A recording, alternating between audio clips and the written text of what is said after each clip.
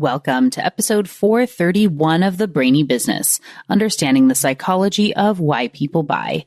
In today's episode, I'm excited to introduce you to Christopher Wong Michelson, co-author of Is Your Work Worth It? Ready? Let's get started. You are listening to the Brainy Business Podcast, where we dig into the psychology of why people buy and help you incorporate behavioral economics into your business, making it more brain-friendly. Now here's your host, Melina Palmer. Hello, everyone. My name is Melina Palmer, and I want to welcome you to the Brainy Business Podcast. In today's conversation, I'm joined by Christopher Wong Michelson. Christopher is a philosopher with 25 years of experience advising business leaders pursuing meaning and providing work with a purpose, and is the co-author with Jen Toasty-Karras of Is Your Work Worth It? After earning his PhD in philosophical ethics and aesthetics from the University of Minnesota, Christopher joined the New York office of Price Waterhouse, now PwC, as one of the first 5 consultants in a business ethics practice in 1998. A few years into his business career, he accepted a full-time faculty position at the Wharton School of the University of Pennsylvania, teaching corporate ethics while keeping a foot in practice. For a while, he was PwC's only one-day-a-week employee, working on 10 editions of its global CEO survey and as its first strategy officer to the World Economic Forum before leaving in 2016.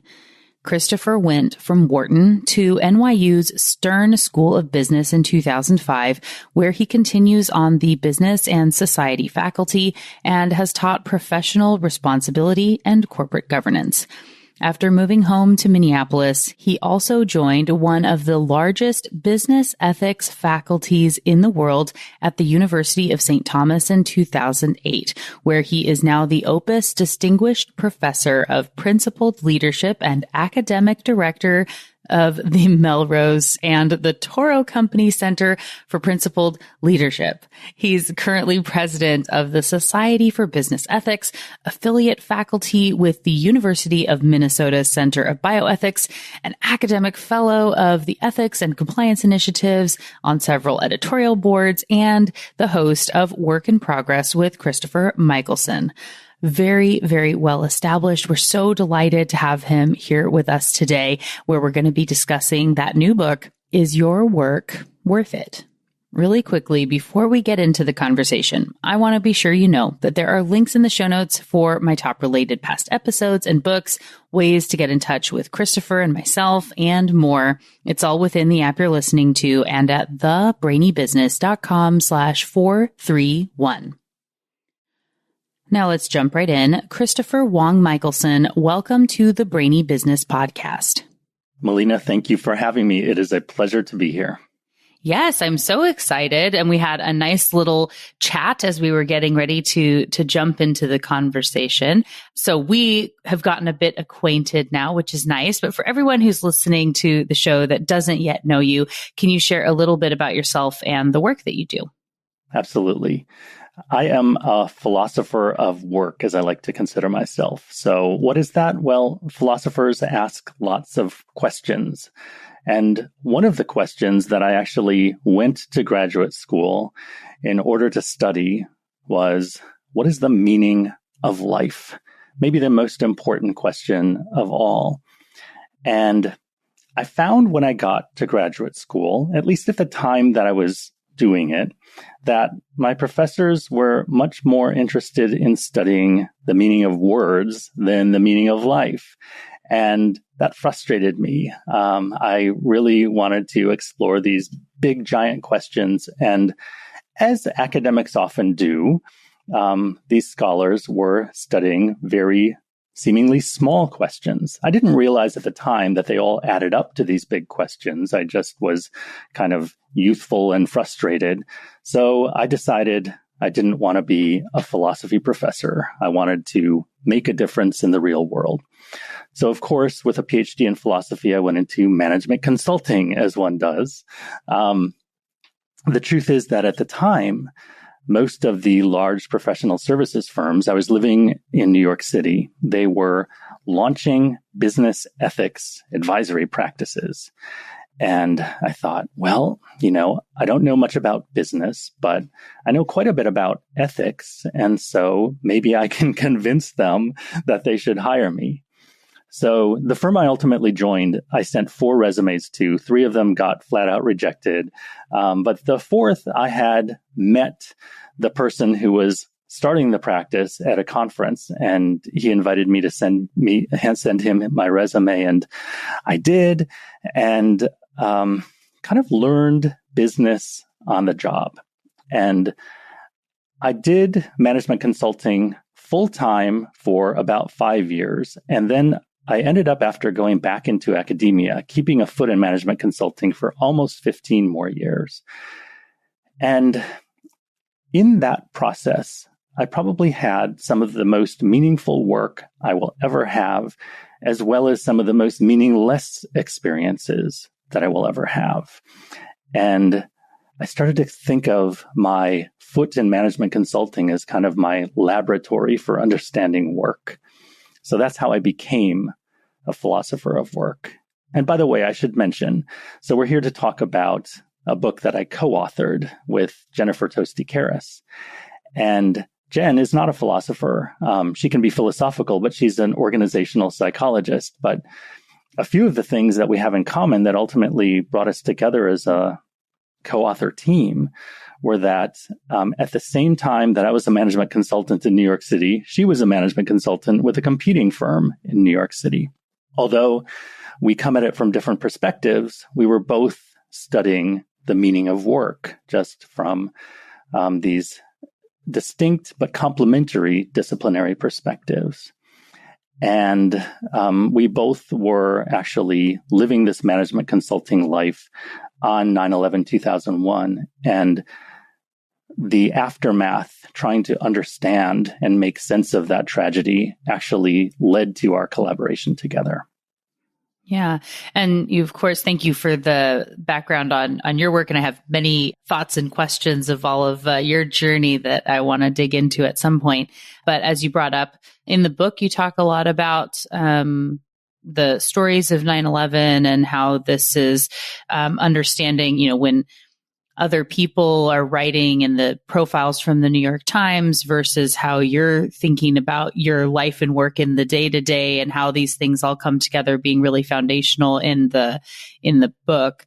I think this, of course, gets into, this sort of philosophical question of, is work worth it, and what is value when it comes to our lives, and all these things. Can you share a little bit more about this? How you even get to the question by asking more questions. It's one of my favorite things. Yeah, well, as you've sort of alluded to, not only is the book title a question, but there are 9 chapters in the book, and every single chapter is a question. And I don't want to give the impression that we don't offer any answers, but ultimately the answers have to come from inside the reader. But I think that, is your work worth it, is a question that just about anybody who works asks themselves at some point. Maybe every single day, some people ask it.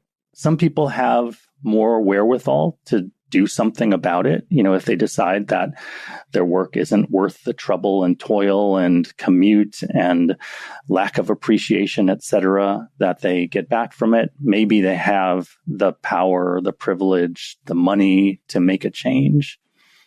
But then even those who don't have the means to make a change, who are just stuck doing what they're doing because it's the way they make ends meet, and any interruption of their working life might be catastrophic, they still ask it, and they still wonder, and they can still dream. And I think those perspectives all came out in our 9/11 research. So as I alluded to, our research together began when we were, as much citizens as academics, just processing the loss of 9/11.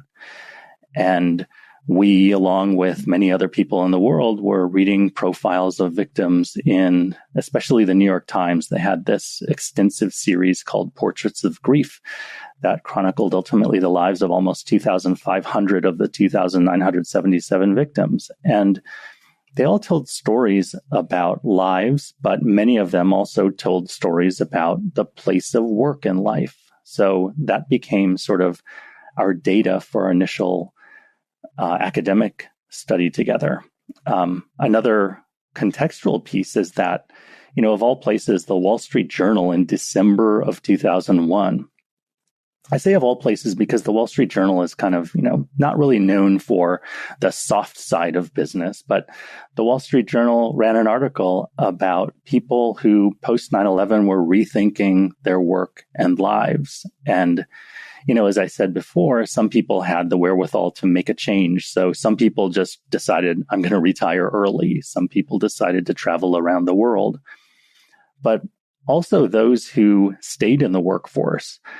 There was, at least anecdotally, an increase in applications to be a New York City public school teacher, a firefighter, a police officer, to join the military, and so on. People looking for more meaningful work. So, fast forward to 2020 and beyond, this is when Jen and I were actually sort of in the throes of writing our book. And we realized in the pandemic, people were asking many of the same kinds of existential questions about the place of work and life because of the pandemic tragedy. And although we kind of wish that it wouldn't take tragedy for people to actually think really seriously about these questions of, should I be making a change? Tragedy does have a way of sort of focusing our minds on questions that we might sort of leave on the back burner during ordinary times. Definitely. I was trying to find I took a screenshot of a passage, just a statement of something that I think is interesting that's toward the end of the book, but says, this new state of affairs gives rise to the dystopian tension to live a meaningful life devoid of the kind of work that we may not previously have realized, gives structure to our days and an implied worth to our existence. If our work gives our lives more meaning, what happens when it goes away? And I think what's really interesting here is, as we think about, and like you said, that early retirement or what we choose to do with our time and the balance of life and work, and this, do we live to work, work to live sort of aspect that is very prominent, in the theme throughout the book. But where we don't realize how much of our life identity is tied up in this aspect, one of most common question, and you talk about this in the book as well, when you meet people, is they say, oh, what do you do? Right? That's the first thing. And then when we have a nothingness, that doesn't feel right. And when we don't have a set flow, there's so much of our value perceived on ourselves that is tied in work. Kind of, why is that? And I don't really have the question there as much as I thought of this, and I shall now let you speak. Thank you. I can think of lots of questions that may come from this, and I'll try to address some of them. But that idea that, we kind of romanticize the idea of a life without work, especially when we have a bad day at work or a bad few years at work or something. We fantasize about winning the lottery or getting rich quick and then retiring early. In fact, one movement that we write about a little bit in the book that our friend and colleague Laura Sande has researched in detail is the FIRE movement, financially independent, retire early. And there is something that is appealing about that idea of not having to worry about the material, practical concerns of, do I have enough money to make it through life in the way that I want to make it through? And then just having this endless choice about how to spend time. A lot of people, by the way, in the FIRE movement, don't actually retire early, but they might retire to things that they might consider more meaningful, but they pay a little less, or they do them for fewer hours. But, even these people who are sort of committed to this idea that life is not about work often continue to do some work, including counseling other FIRE movement participants and how to do it. So there's sort of an inherent irony in that. But more broadly, I think anybody should ask themselves the question, if I didn't have to work, what would I do with my life? Another academic friend and colleague, Santiago Mejia, kind of inspired us with that kind of point that, it's not just about the hours that you spend working. It's that your entire life is structured around work. You have certain work hours, which means that the hours that are non-work hours are the hours where you have to do everything else. And it's work that determines when you work, and therefore when you have the freedom not to work. It's work that determines when you're on, which gives you the opportunity to have some vacation time off, etc. And it's work that gives you a reason to wake up in the morning. So what would your reason to wake up in the morning become? One of the stories that we tell in the book is about my stepfather, who sadly passed away as we were finishing the book. But he had been retired at that point for about 10 years. And I would say it took him a handful of years to figure out retirement and to become an even happier person in retirement than he had been when he had been in the workforce. It's not like he loved every day in the workforce. He was a real estate lawyer, and there was always the pressure to sell, and there was always the expectation that clients come first. And I remember, he would leave for work in the morning and he would say, well, off into it, as though saying, I'm joining the rat race. And he left behind, after he died, some reflections that he had written down. And one of them was about these dreams that he had for years after he retired. And I think they're probably very familiar to anybody who loses work as a central organizing principle of their life. He said that sometimes he would dream that he would get into the office and his office was no longer there, which was actually literally true. It had somebody else's name on it. Sometimes he would get into the office and the office wouldn't be there, like the firm had moved or something. Sometimes he'd get there and people wouldn't recognize him. Sometimes there'd be no place for him to sit, etc. But you can kind of imagine all these themes of sort of losing your sense of where I'm supposed to be that day. And it was really through a combination of nonprofit work and gardening and learning how to grill and reading a lot that led him to be happy. And it wasn't really until my mom approached retirement and he could enjoy all day, every day with her, that he really kind of coped with retirement. I realize that a lot of people listening are probably, thinking retirement's a really long way off for me, but I still think this exercise of thinking about what would you do if work went away, not necessarily because of retirement, but because of, say, technological unemployment. What if we're all given universal basic incomes to do higher order things rather than the mundane work that robots and artificial intelligence can now do for us? What would give structure and purpose to our days?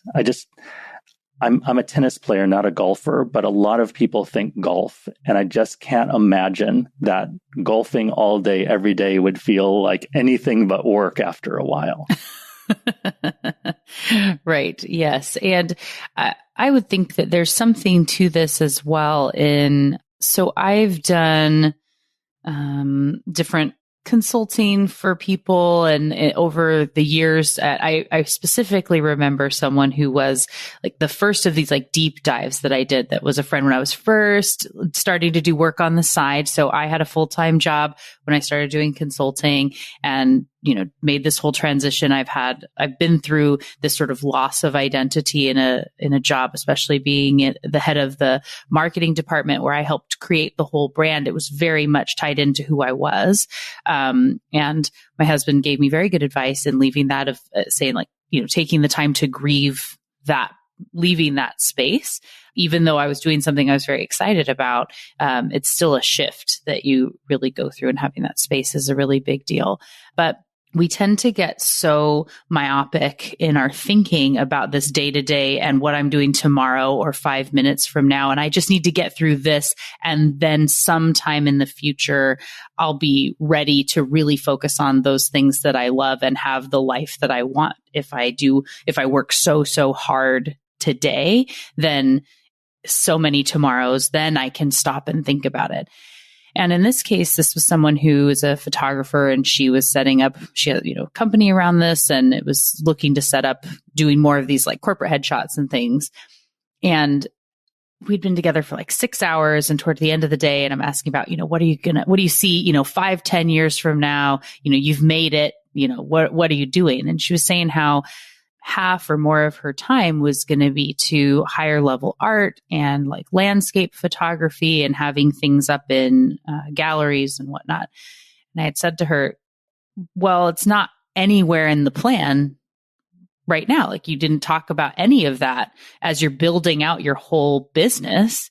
Should it be 5% of what you're doing today, and then you can be 10% in a couple of years, and like building up to that thing? Like, why wait to do any of this until that, you can start to incorporate some of these on some level now, to have this balance. What are your thoughts on, I know in the book you talk about, and I know the calling versus a job comes more from, Jen's work and research, but where it feels like until you've found your life's purpose and your calling in the work that you do, you haven't made it, and you have to maybe just like kind of be in this grind. But there's a bit of that actually being, research showing that's actually harder for a lot of people. And where's the balance of, our working lives and our kind of real lives as we're bringing all this together? Yeah, that's such an interesting story, and in many ways a very familiar story about the photographer who has this bigger vision. And your advice to sort of think about, how can I incorporate a little bit of that into my work now and maybe gradually increase, that can be really good advice, because I think most people who are not in their dream job, whether they are an aspiring artist or something else, most people who are not in their dream job don't make time, maybe don't have time to pursue something else. And so they just get stuck in this not so dreamy job, and they sort of stay on what researchers sometimes refer to as a hedonic treadmill.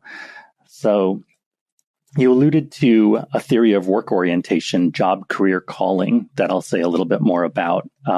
So Jen studied for her PhD with Amy Resniewski, who is really the person who sort of brought this framework of job career calling from sociology into organizational psychology and management studies.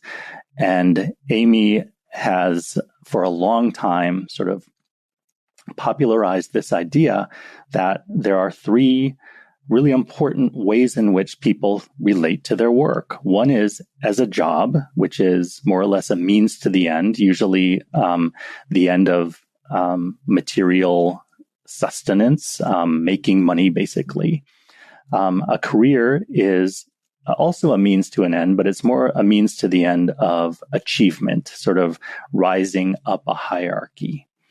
And then a calling is sort of an end in itself. It is, as Amy describes it, personally valuable or personally fulfilling or socially valuable.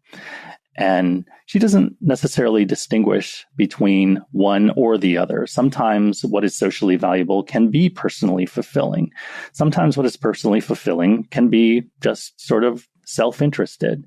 But they both, in some sense, can be a calling, an end in itself.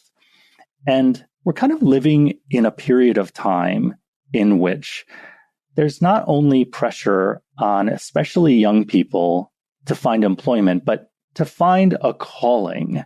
There's a famous speech that Steve Jobs gave at Stanford in 2005, in which he essentially says the only way to be successful is to love your work.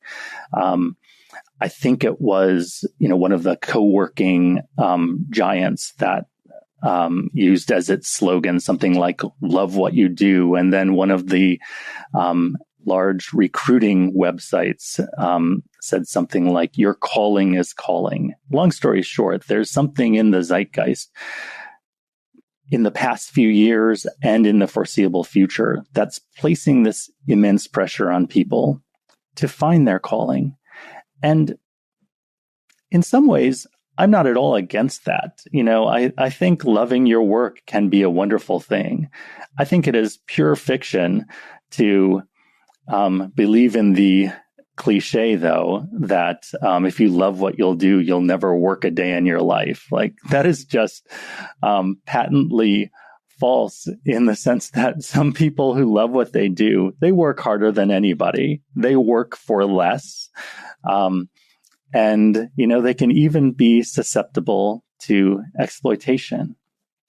So part of what interested me about your story about the photographer is that, we talked about sort of higher order art. I think we both used that term, actually.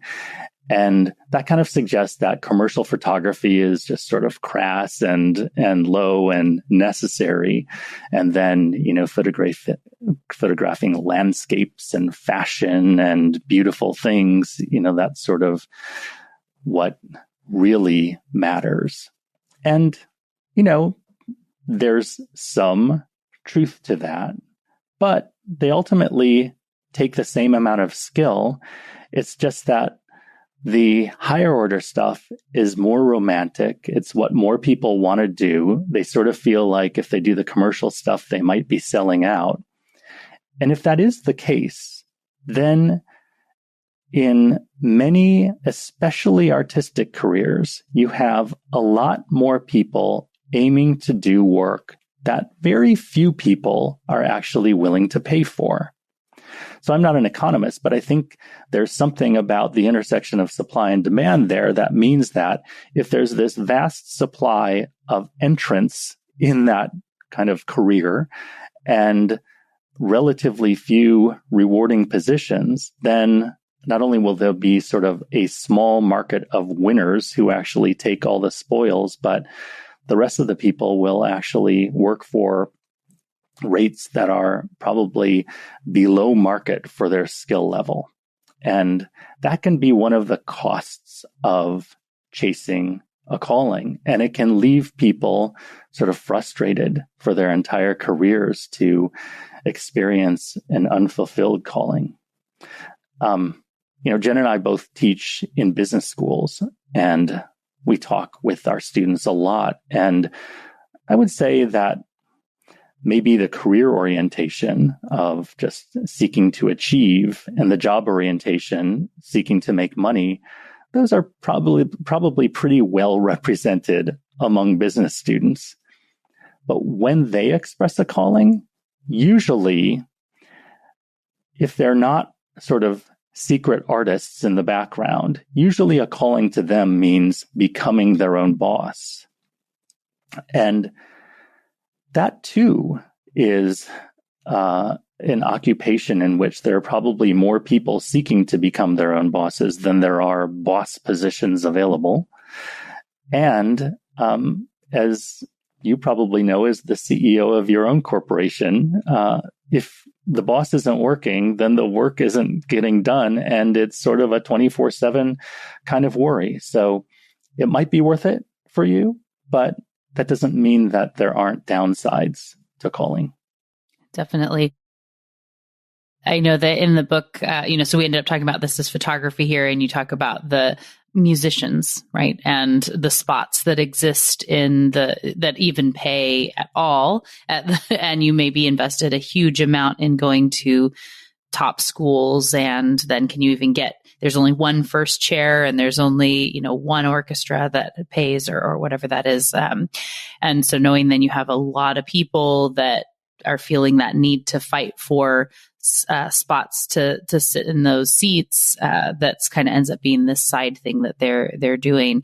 But again, with all of it, like you said, it's not necessarily throughout the book that it's and what I think is important in the philosophical side of this, and what may be difficult for some, is, they're hoping for, in kind of that Hitchhiker's Guide to the Galaxy, you're going to get your answer to what is the meaning of life, and like, is your work worth it? That we're going to go through and say, like, if A, B, C, and D, your work is worth it, and if not, then you go do this other thing. But as you said, it's kind of asking your own questions and this balance of work and life and what that means for you. To round out the story of my friend, the photographer, she ended up in that, we had just a little bit of time together on that one day when we were digging in when this came up, and I asked the question and ended up kind of restructuring everything toward the end. And it was really cool that she ended up shifting and bringing in some of that other type of work that she was wanting to do of different photography.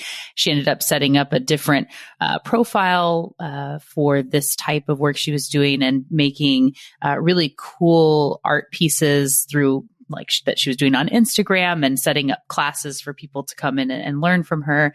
And so she brought it into the work that she did to help have that balance. And it actually, I know, where she didn't love the corporate headshots, but then over time, as she had this other aspect, she really started to appreciate that side of working with people and helping them to feel like they came out in the photo, and she could give more of herself to those sessions that she did, because she had this balance of other work that she was able to be doing in this process. So even if that side, I think, didn't really pay per se, like showing it off and being able to participate in that way brought more value for her, throughout her whole life, which is, I think, a really key piece of what we find in the book, of this balance of, like you say, the meaning of life, meaning of work, and how they come together.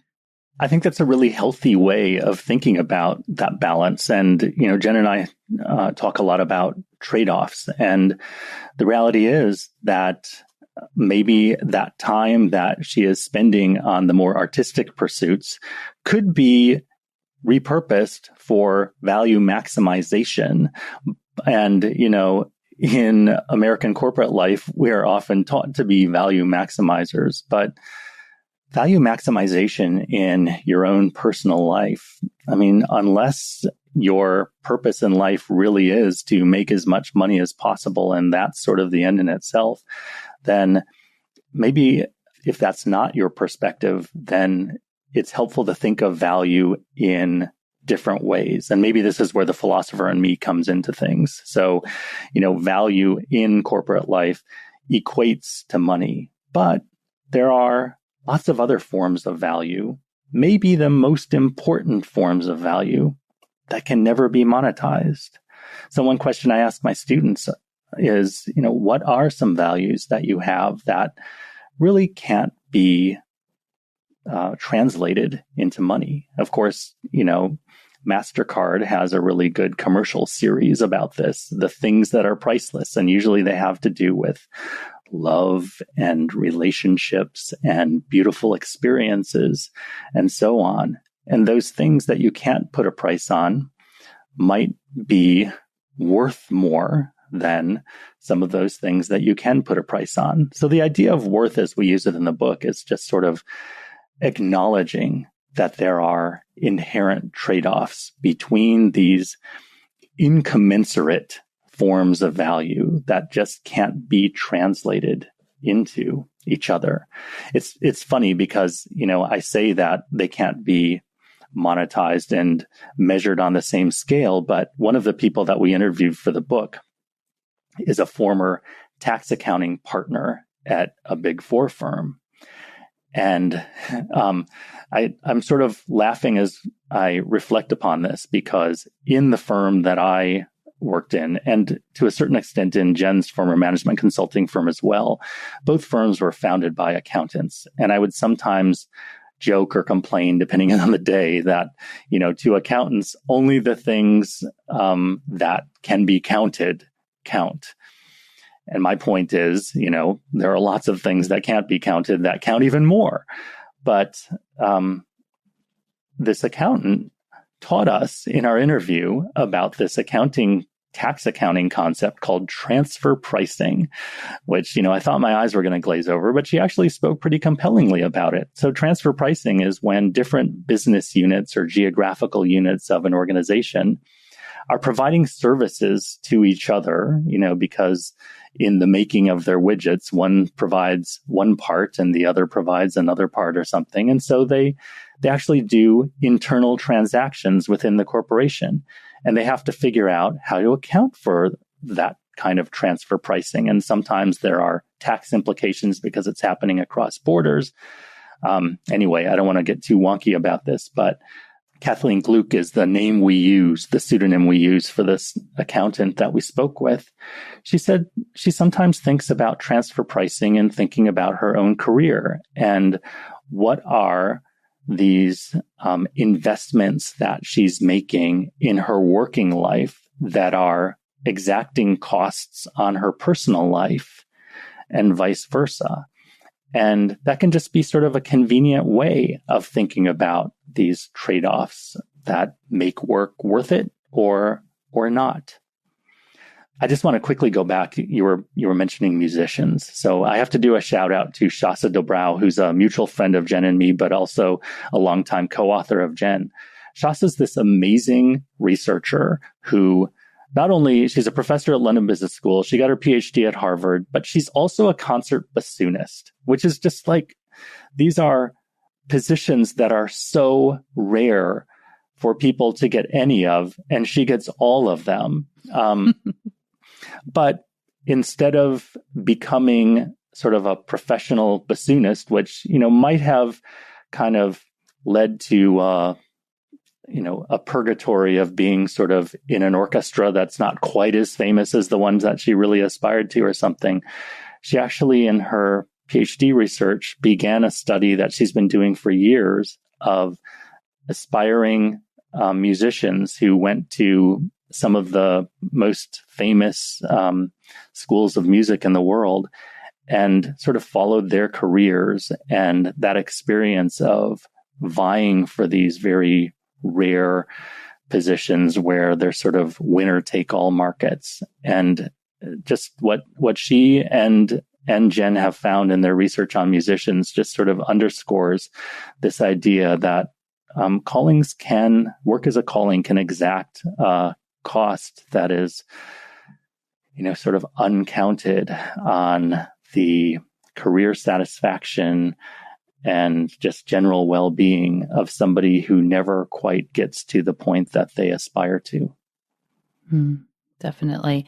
Thank you for all of that. I could talk to you all day I love the philosophical side of things and asking all the questions and these aspects of thoughtfulness and how we can consider all angles, I guess. As we go to close out the conversation and we think too, as you had said, people more and more are maybe thinking about how they can be their own boss, right? It's aspiring to this. And at a time where in the age of YouTube and TikTok, whatever you like to do, like there are people making enough money playing miniature golf and opening Pokemon cards or baseball cards or, whatever else, and having channels that pay them ridiculous amounts of money to do a thing they really enjoy doing, and they've turned those things into jobs.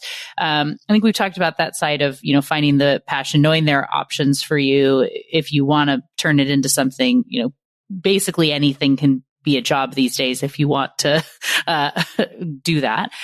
For the companies, though, at a point where anyone can go open Pokemon cards for money, right? What is it that you can do, or what advice would you give to the people, running departments that are at larger organizations, and they're trying to make it so that the people that they're employing feel like it's worth it to keep coming into their organization versus going somewhere else? How can people be building companies and spots that people feel like it's worth it and that it's fulfilling for them, and being thoughtful to that?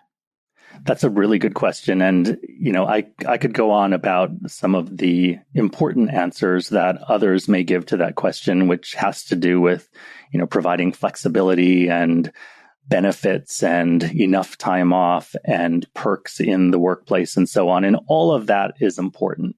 But as another friend and colleague, Mike Pratt, says, that has to do with meaning at work. And what I really like to talk about is meaning in work as the reason for people to come in and go to work in an organization every day.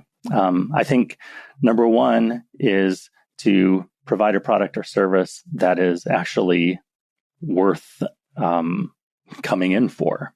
So I think when we talk about widgets in the business world, we're kind of implying that any product sort of has the same kind of product strategy and marketing, et cetera, behind it. But some widgets actually matter more than other widgets. So make a widget that is actually making the world a better place. Secondly, I think, there's a sense in which a lot of people think of meaning as being a part of something bigger than oneself. And that's actually what an organization is. And well-run organizations can make things that sole proprietors can't, because they are harnessing the power of a community. And so that sense of being a part of something that's bigger than oneself is really what an organization can provide. And so I think leaders need to remind people of the possibilities of what they can create and how being part of an organization can be purposeful. I also think that we are social animals, to spit out a cliche that a lot of people have observed. And there is something that one can do with like-minded coworkers that one can't do on one's own. So those are all important things to think about. But ultimately, and this is for organizational leaders or for individuals, I'd like to think that amid a lot of pessimism, and I've, articulated some of that pessimism about work in general or work as a calling, there's been kind of a backlash of work against work since the pandemic, and people are talking about great resignations and quiet quitting and so on. I think the optimism in our book has to do with the fact that work has the potential to be one of the most valuable things that we do in this life, and provides an opportunity to, if you don't love work every day, to do something that is worth loving. And so in that sense, I'd like to encourage individuals and organizational leaders to think about what makes their work worth loving. And then especially to the leaders, I'd like to remind them that to the extent that they care about the meaning of their own work, they're likelier to provide work to others that is meaningful.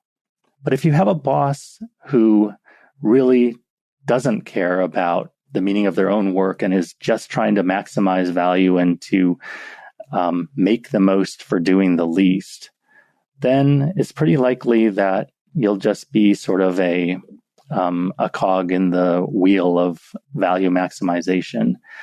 And that can be sort of debilitating for the people who have the least power to change their own situations. So I think good leaders think not only about the meaning of their own work, but also the way in which they can make the lives of others better through meaningful work.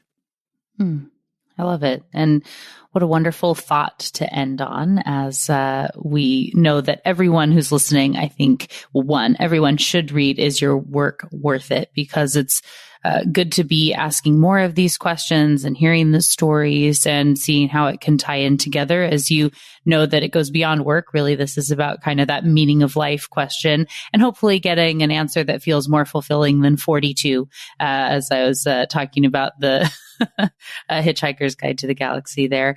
For everyone who is so excited to go get their own copy of Is Your Work Worth It, and to connect and follow you and learn more, what's their best path to do so? They can Google the title of the book. It's available at all places that sell books. And they can also find me at ChristopherWongMichelson.com. And I think Jen is still working on her website. So just Google her at Babson College and you'll find her there. Perfect. Well, and we'll put links in the show notes for everything to make it easy for people. And again, thank you so much, Christopher, for joining me today. It was really enlightening to chat with you today. Great talking with you, Melina. Thank you so much.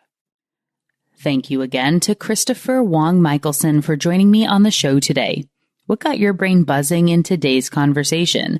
For me, I love questions, and taking the time to thoughtfully reflect on the possible questions to ask, the definitions of various aspects of things, what could be, what is, and all that. Essentially, the philosophical side of it all. As Christopher mentioned in the conversation, each chapter is presented as a question. They are, of course, is your work worth it? And that's followed by, what is work? Why do you work?